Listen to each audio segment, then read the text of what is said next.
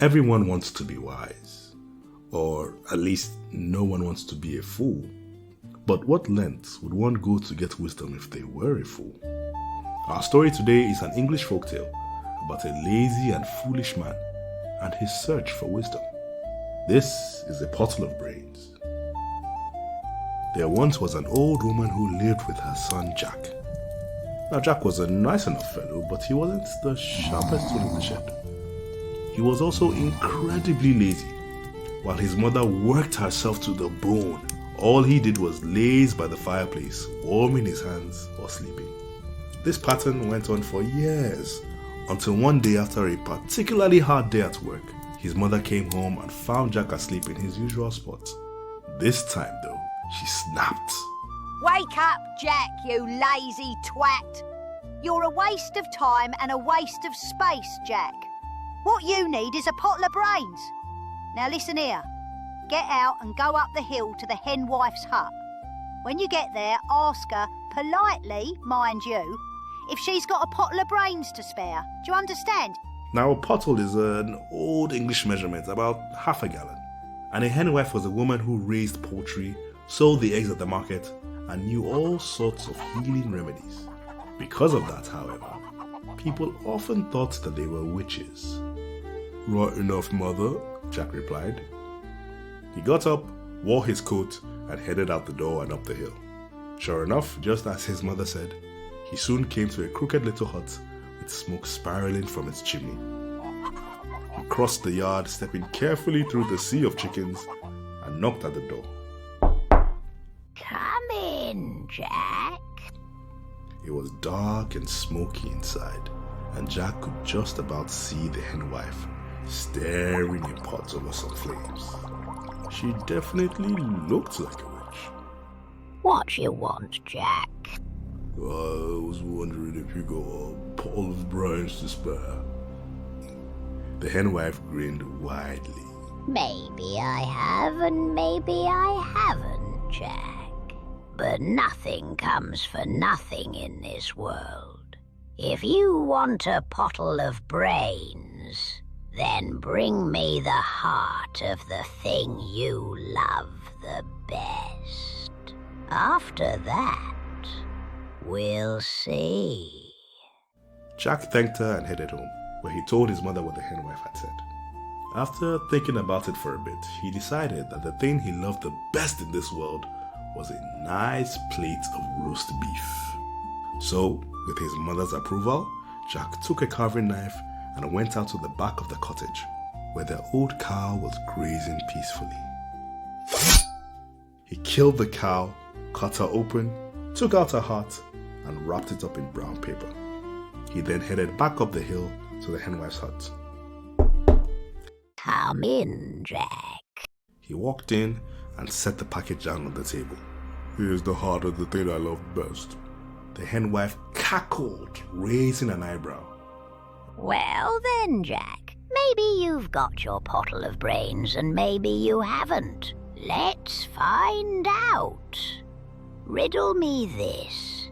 What has 4 stiff-standers, 4 dilly-danders, 2 lookers, 2 crookers, and a wig-wag, eh? Jack stood there for a while, scratching his head. Blimey, I ain't got a clue. Well then, Jack, you haven't got your pottle of brains yet. Off you go and bring me the heart of the thing you love the best. So Jack left to go home again. But as he got close to his house, he saw a large crowd of people at his front door, and the doctor and priest coming out of the house. He ran to meet them, and the doctor told him that his mother had suddenly fallen ill and might die any minute. Jack rushed upstairs and found his mother lying on her bed. When he came in, she lifted her head, smiled at him for one last time, and then fell back on the bed, dead. Jack took her hand, crying softly to himself. And as he cried, Jack realized that it was his mother he loved the most in this world. He went to get the carving knife and trudged back upstairs. He raised the knife, but couldn't bring himself to do it. So he bundled his mother into a sack, slung it over his shoulder, and carried her back up the hill. Come in, Jack.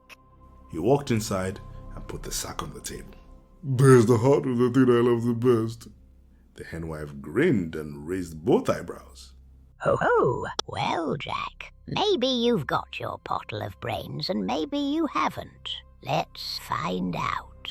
Riddle me this. What is greater than God and worse than the devil? The dead eat it, but if we eat it, we die, eh? Poor Jack just stood there shaking and scratching his head. Oh, bollocks. Bollocks. I ain't got a clue. Well then, Jack, you haven't got your pottle of brains yet. Off you'll go and bring me the heart of the thing you love the best. So Jack slung the sack back over his shoulder and headed down the hill. But once he reached the road, he sat down in the grass and wept, repeating to himself, "The cow's dead, my mother's dead, and I've still got no brides. The cow's dead, my mother's dead, and I've still got no brides." As he sobbed, a passing milkmaid stopped and asked what was wrong.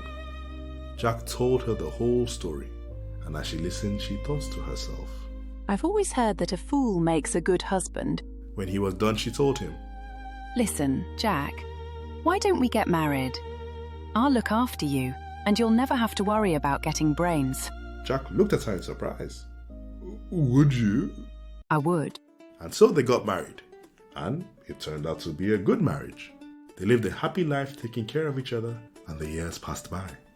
And then one evening, as Jack sat by the fire with a full belly, he looked at his wife and said, You know, love, I reckon I love you the best in all this world.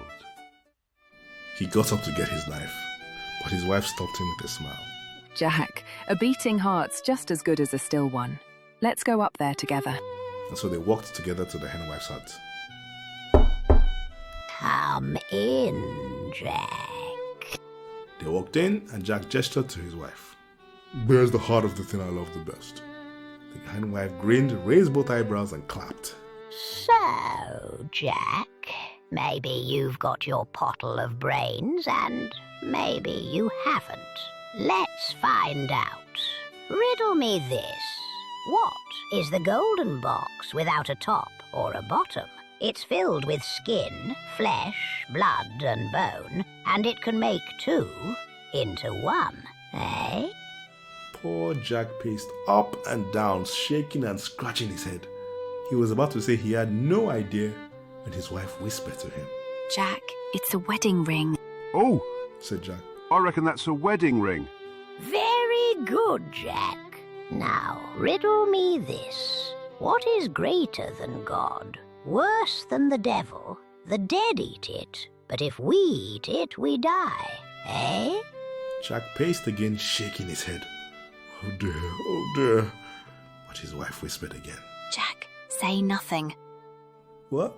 Well, I have to say something." No, the answer is nothing. "Oh," said Jack. "Oh, I know. I reckon that's nothing." The henwife clapped her hands and danced with glee. Ooh, very good indeed, Jack. Now, riddle me this. What has 4 stiff-standers, 4 dilly-danders, 2 lookers, 2 crookers, and a wigwag, eh?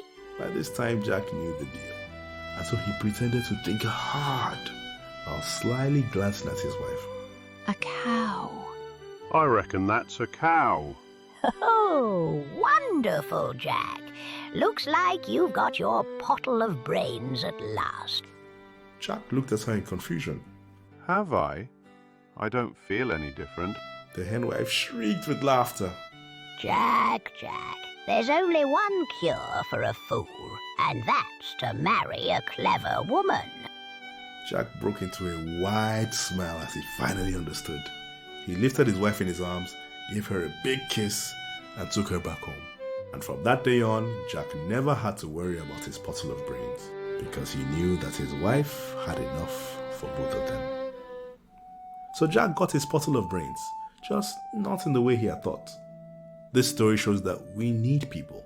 Wise man or fool, no one gets by on their own forever.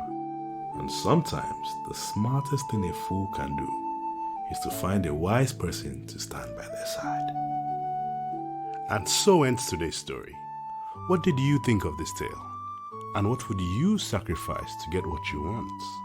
Please like, comment, and subscribe. And if there are any improvements you'd like to see in these stories, let me know. Till then, my friends, stay curious, stay kind, and keep the stories alive.